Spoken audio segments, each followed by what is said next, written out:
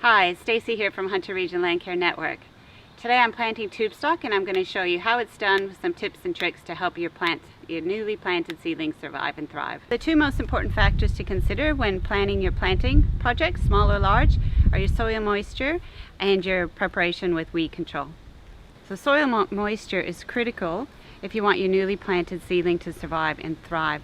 Has there been adequate rainfall in your local area, enough to soak into the soil? Is it a good time of year to plant based on your local rainfall climate averages? In the Lower Hunter, generally autumn and spring are good times to plant, but for your local area, check out bom.gov.au and look up your climate averages. Weed control is really important. This seedling has a tiny root ball compared to the established grasses and weeds that it'll be competing with. We want to eliminate the competition for water and nutrients by keeping about a 1 meter diameter clear around your newly planted seedling. Mulch as well, to about 100 mil if possible, to suppress weed growth and keep moisture in the soil. So today I'm planting this tea tree, Leptospermum polygallifolium. It grows well in sandy soils, basalt soils, and along rocky watercourses. So this tea tree is a fast grower, grows to about 3 meters high by about 2 meters wide, and can live for several decades, and it also tolerates frost. Although I'm planting this tea tree in my garden, it's also excellent for stabilizing riverbanks. Due to its fibrous roots, it binds the soil together. Once established, it'll also lie down when a major flood event comes through, and it makes good habitat for birds and other species. So there's several tools you can use for digging your hole for your planting. I'm using this fancy new power planter today attached to my drill. It's like a mini auger. Not so necessary if you're only planting one Tubestock, but if you've got hundreds to do, it really makes the job a lot easier. So to prepare the hole for planting, I'm just going to move some of the mulch away.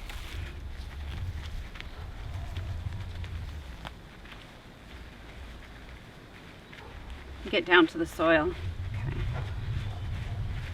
Okay, now we're ready to dig.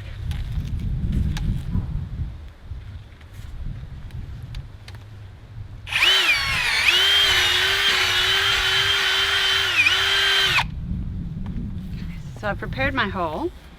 I want to make sure it's deeper than the Tubestock, and we have plenty of space to infill. Now I'm using these water storage crystals in the bottom of the hole, which I pre-soaked, just to give the roots that extra moisture throughout their establishment. So I'm just going to pour a couple of tablespoons into the bottom of the hole. Now by squeezing this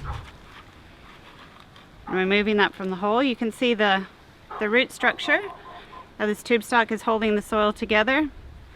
It's not pop bound, and it looks like a good specimen. So by placing this in the bottom of the hole,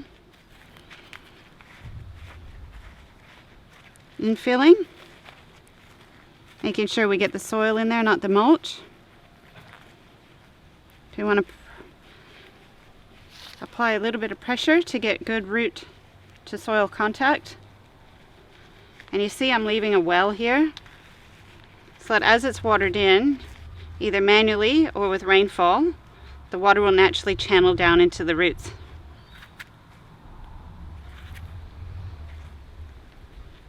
As soon as you can after planting, make sure you water it in well.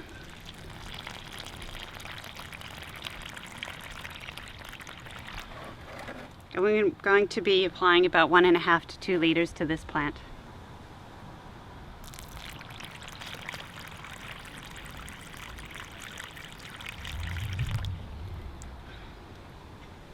It'll take a little while to soak in. You can see it's very sandy soil and it's a bit hydrophobic. I'm going to protect this new seedling with a tree guard. There's many different types you can use. I'm going to be sticking with the plastic and the bamboo stakes. Why use the tree guard? It not only protects it from any herbivores that might come and chew on the leaves, it also protects it from wind and frost. Using the bamboo stakes.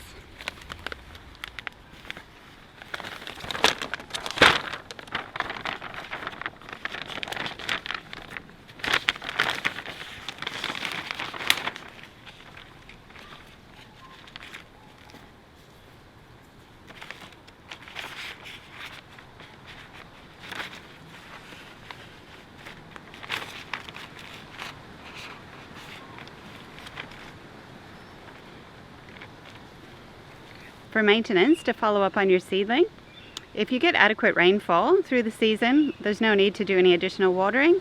If not, give it infrequent but nice deep water to establish those roots. Also, make sure your area around your planted seedling, about your 1 meter, you keep that weed free. Okay, either herbicide or manual removal, and top up your mulch as needed. And when your plant becomes about 2 times the height of your tree guard, go ahead and remove that. Any questions or comments, feel free to contact hunterlandcare.org.au. Thanks for watching.